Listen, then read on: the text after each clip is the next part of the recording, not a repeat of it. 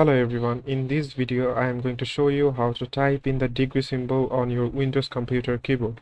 So in order to go and type in the symbol here, what you need to do, in first hold down the Alt key on your Windows laptop, then type 0176 on your keyboard, and then that should go ahead and you can see the degree symbol is here. I can show you. Here is the degree symbol is here, and you can paste here as much as you can.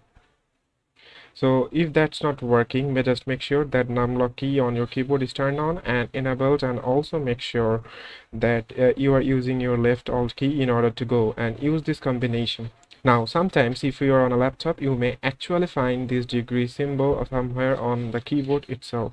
So you can check your numbers through from 1 to 9. Sometimes you will find the degree symbol located on that particular number, and then you can use shift and whatever letter or number it is to go and type in the degree symbol.